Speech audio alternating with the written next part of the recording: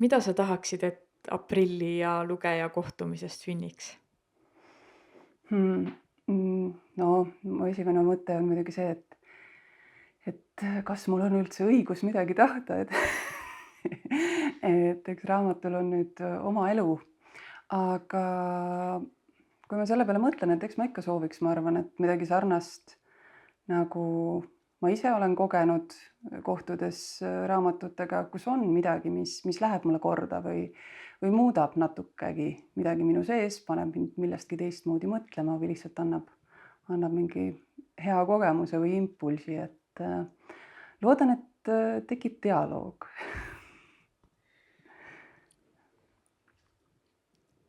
Aga mida sa iseenda kui autori kohta teada said aprilli kirjutades? Jaa, ma pean tunnistama, et ma sain üks hetk aru, et ma olen julgem, kui ma arvasin. Sellepärast, et seda raamatut kirjutades ma ikkagi tundsin ühel hetkel, et ma olen mingisugusel territooriumil, kus ma varem ei ole olnud.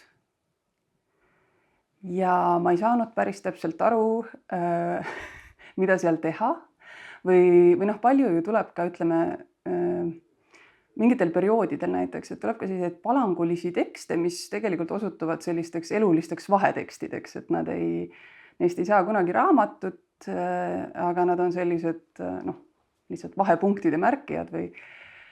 Ja aprillis oli ka selliseid tekste, mille puhul ma alguses ei saanud aru, et millega on tegu. Ja ma arvan, et siis, kui ma võtsin vastu otsuse, et ikkagi, et mulle tundub, et siit tuleb raamat ja siit tuleb raamat, mida ma ei oleks osanud ette sellisena kujutada, aga mulle tundus, et seal hakkab nagu tervik moodustuma ja ma teen selle ära.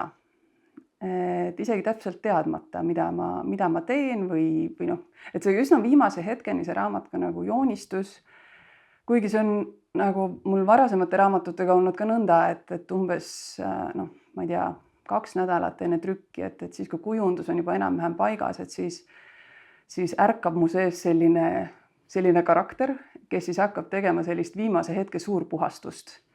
Aga selle tegelase abil noh, tihti sünnivad ka veel uued tekstid, et kuidagi selline, nüüd ma juba oskan nagu kujundajat ka ette hoiatada, et selline asi võib juhtuda. Aga jah, et see, ma arvan, et ma julgesin selle ära teha täpselt sellisena, nagu see tuli ja ma ei küsinud liiga palju küsimusi, et kas ma peaks kirjutama niimoodi või ma peaks kirjutama niimoodi, nagu ma enne kirjutasin. Et see nii-öelda kunstniku vabadus oli väga mõnus selle juures, et seda ma avastasin. Selle sõnaga peaks mulle seostub aprillist kuidagi ootus. Ootused iseendale, ootused ühiskonna poolt, võib-olla teiste poolt.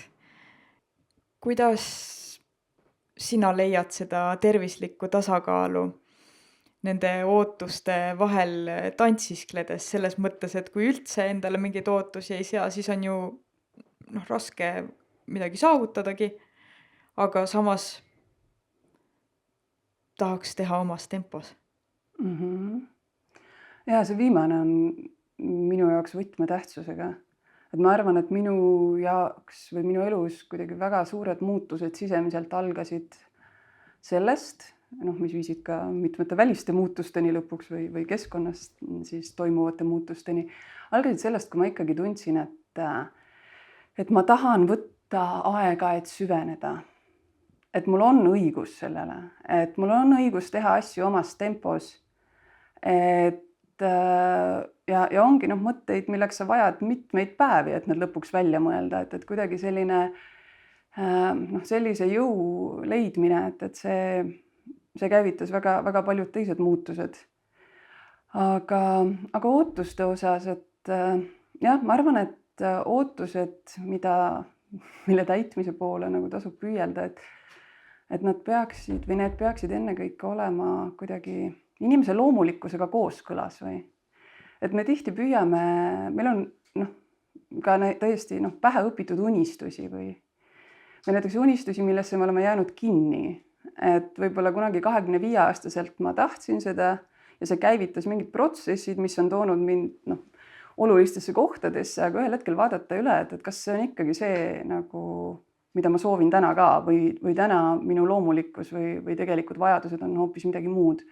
Et eks selliseid tehteid aeg-ajalt tuleb endaga läbi rääkida neid asju ja saada aru võib-olla tõesti, et mis on minu nagu tegelikud ootused ja mis on need ootused, mis mõnikord on ka muidugi hea peidupaik, et mitte võtta riski ja hakata tegelema iseenda ootustele vastamisega, et eks me igasuguseid lõkse teeme endale. Aga mingisuguseid laiemaid ootusi ma õnneks ei ole kunagi tajunud, et mul oleks mingi tohutu tunne, et minu suhtes on mingid tohutud ühiskondlikud ootused, et selle võrra olen õnnelikum.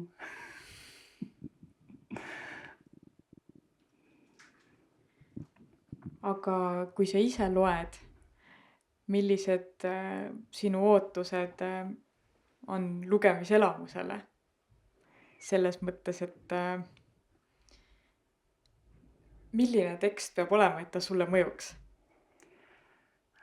Jaa, ega seal ju ka teadupoolest universaalset vastust ei ole, aga ma olen saanud aru, et ikkagi neil päevil on ikkagi väga oluline minu jaoks ka see stiil, milles see tekst on kirjutatud, et keelel võiks olla ka mingisugune oma elu või eesmärk selles teoses, mis ei tähenda, et see peab olema väga krüptiline või kuidagi tehtult selline jantlik või ma ei kujuta ette, mis viisi seal veel on, loendamatu hulk, aga just, et see keele kohalolu või see, et autoril on ka lisaks sellele, et tal on võib-olla huvitav lugu jutustada, et tõesti seal on kujundeid, mis panevad mind teksti lugedes peatuma ja midagi tundma.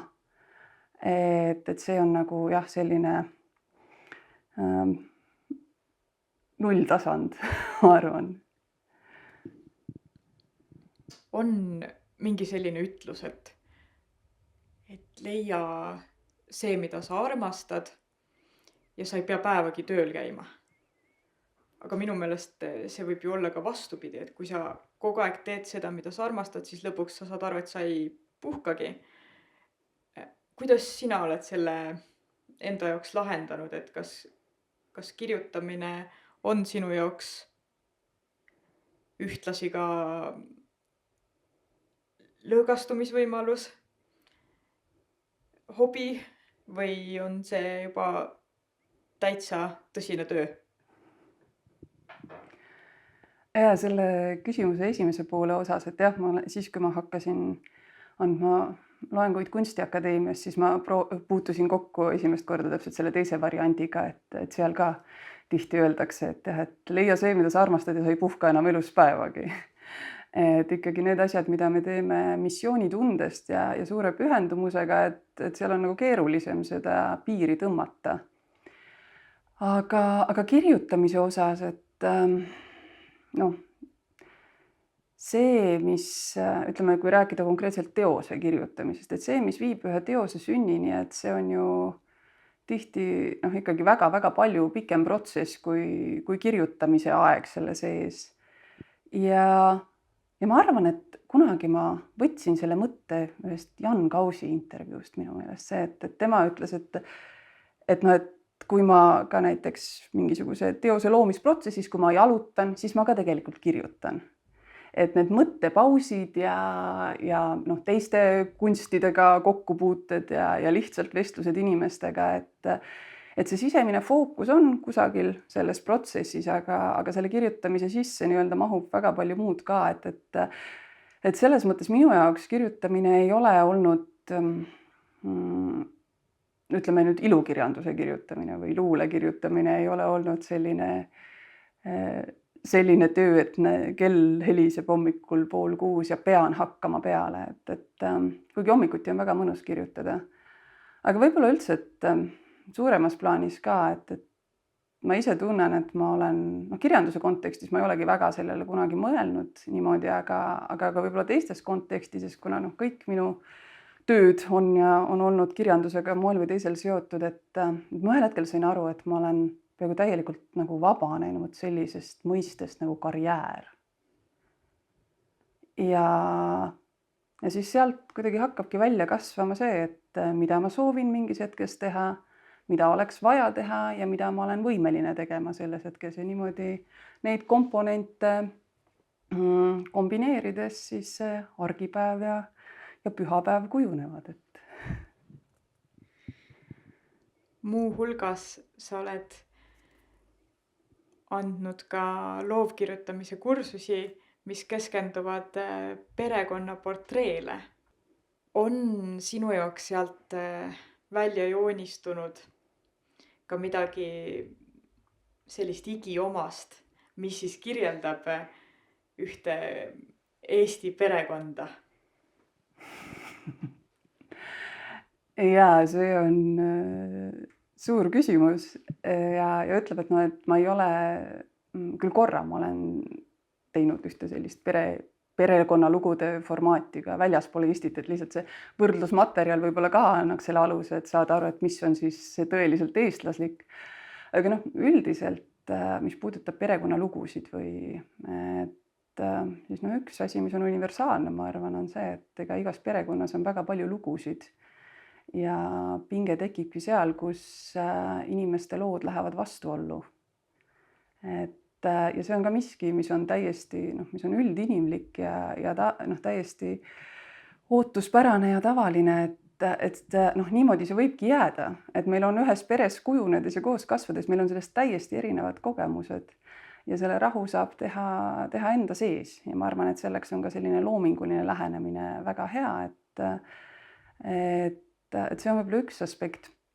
Teine asi muidugi, et ma ei taha siia seda tumedat triipu väga laiaks tõmmata selles kontekstis, aga ikkagi see, mis joonistub välja või need katkestused ja kaotused ja lüngad, mis on olnud tingitud ikkagi sellest, et minu vanuste inimeste vanavanemad olid ju Teise maailmasõja aegsed lapsed, et see ei ole ikka veel üldse nii kaugel. Ja see laastamistöö, mis lihtsalt, mida see põlvkond ja nende vanemad kogesid, et sealt on ikkagi väga palju